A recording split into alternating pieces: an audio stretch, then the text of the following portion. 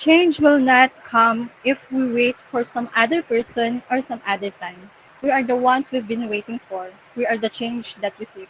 Good afternoon, everyone. I am Mary Joy Lasco, together with my teammates Jo Marie Almazan, Rico Litawa, Jello Jeff Manalo, Marnel Javier Valentin, and we are the record keepers. Let me start sharing with you our presentation entitled Analysis on Why Women and Children Are Vulnerable for Human Trafficking in India. But first, let me introduce to you the additional members of our team. This is Anna and Jacob. They are siblings and they are being forced for prostitution and child labor in their own country, India. Join us on the journey of finding the solution for Anna and Jacob for achieving their justice and rights.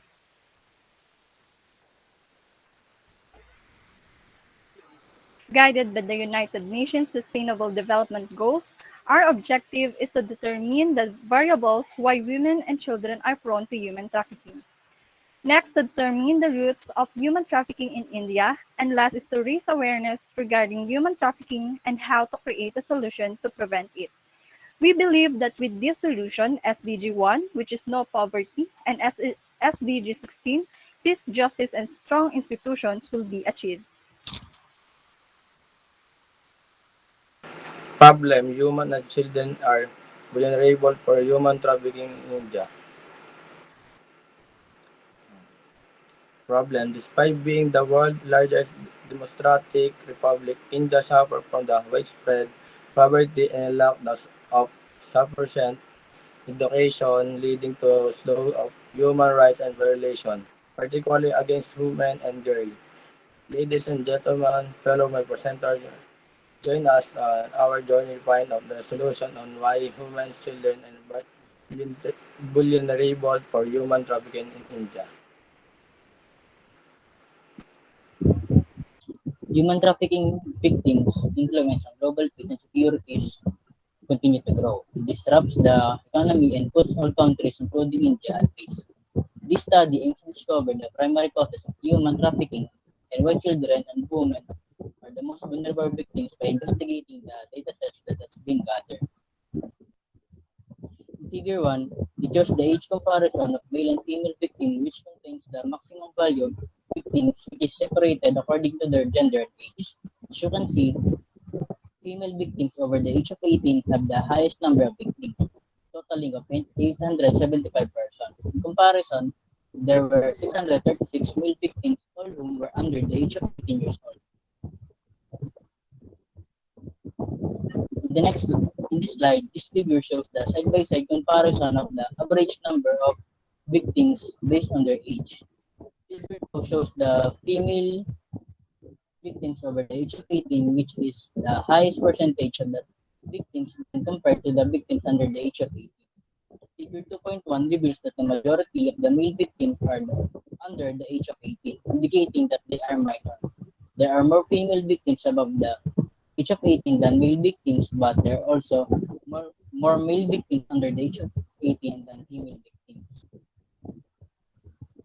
In Figure 3, it shows a different or purpose the trafficking that composed of forced labor, sexual exploitation for prostitution, domestic servitude, forced marriage, and begging. As you can see in the chart, sexual exploitation,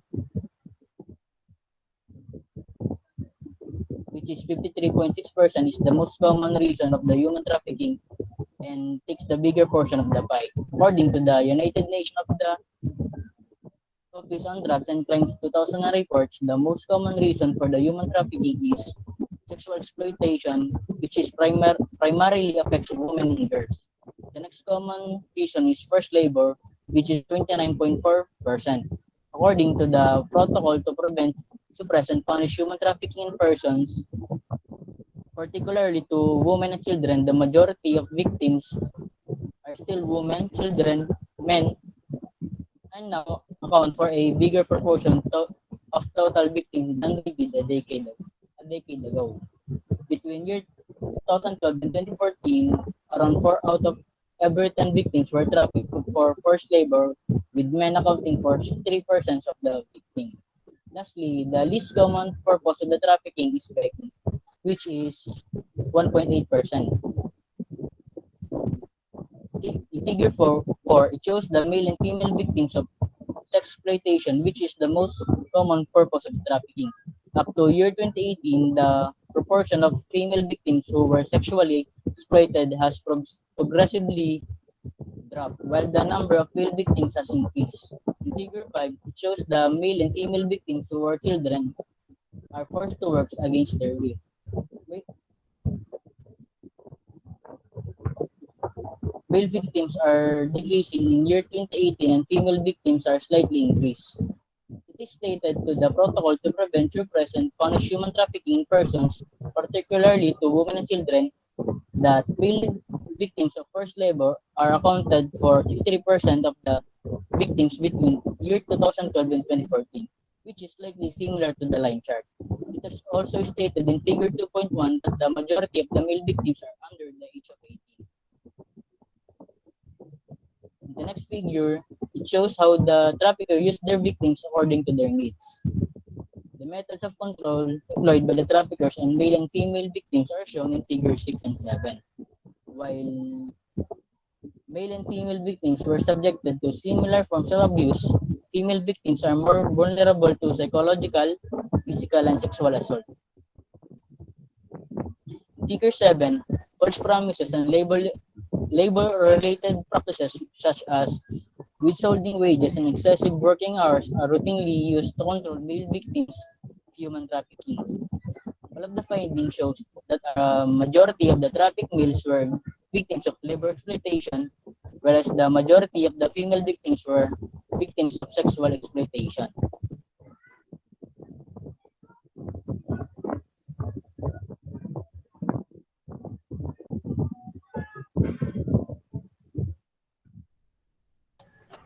One of the objectives of the study is to determine why women and children in India are prone and vulnerable to human trafficking. According to the datasets that has been analyzed, the graph shows that females over 18 years old are the most victims of human trafficking in India and are controlled by the means of psychological abuse, restricted movements, and threats, and etc.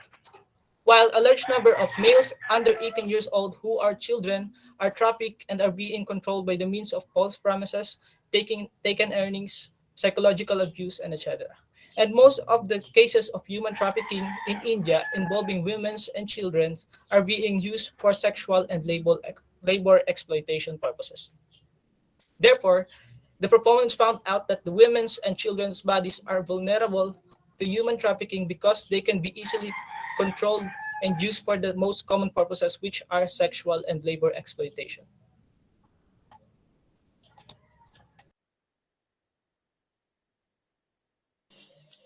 For the recommendation, based on the findings and conclusion, the researchers are able to utilize the information collected. As the result of analysis, the researchers recommend to develop a human trafficking awareness campaign that aims to spread awareness and educate individuals, especially for the most vulnerable victims, which are women and children. The campaign will able to discuss about human rights of an individual and the main causes of being vulnerable. That will help to have prevention and reduce the victimization of human trafficking, especially in India. With this, we can give Anna and Jacob a better life and they deserve also to all the victims of human trafficking in the country, India. That's all. Thank you.